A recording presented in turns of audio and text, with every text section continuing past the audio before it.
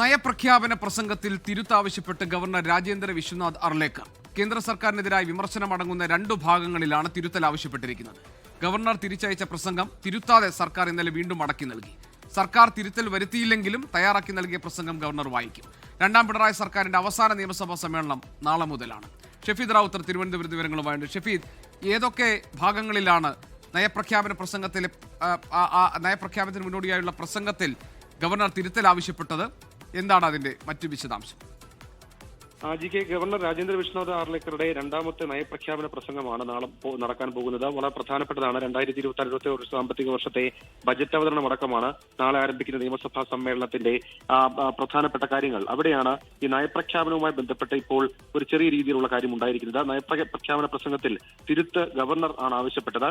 കേന്ദ്ര സർക്കാരിനെതിരെ സംസ്ഥാനം വിമർശിക്കുന്ന 2 ഭാഗത്താണ് തിരുത്ത് ആവശ്യപ്പെട്ടിട്ടുള്ളത്. അതിൽ തന്നെ സാമ്പത്തിക ഉപരോധം അടക്കമുള്ള കാര്യങ്ങളിലാണ് തിരുത്ത് എന്നുള്ളതും ഏറ്റവും ഗൗരവമുള്ള ഒരു കാര്യം.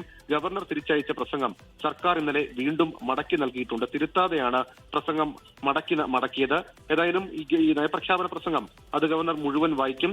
സർക്കാർ തിരുത്തൽ വരുത്തിയില്ലെങ്കിലും തയ്യാറാക്കി നൽകിയ പ്രസംഗം വായിക്കാനാണ് നിലവിൽ ഇപ്പോൾ രാജ്ഭവൻ തീരുമാനിച്ചിട്ടുള്ളത്. സർക്കാർ നയവും നിലപാടുകളും മന്ത്രിസഭയാണ് തീരുമാനിക്കുന്നത്. ഈ വിലയിരുത്തലിലാണ് പ്രസംഗം വായിക്കാൻ ഗവർണർ തീരുമാനിച്ചത്. ശരി, ഷഫീദ് റാവുത്തറാണ് വിവരങ്ങൾ നൽകിയത് തിരുവനന്തപുരത്ത് നിന്ന്. ലോകത്തെവിടെയായാലും ഏത് സമയത്തും 24 വാർത്തകളും ഓഗ്മെന്റഡ് റിയാലിറ്റി പാക്കേജുകളും എക്സ്പ്ലെയിനറുകളും വിശദമായി കാണാൻ ഞങ്ങളുടെ യൂട്യൂബ് ചാനൽ നിങ്ങൾക്ക് സബ്സ്ക്രൈബ് ചെയ്യാം.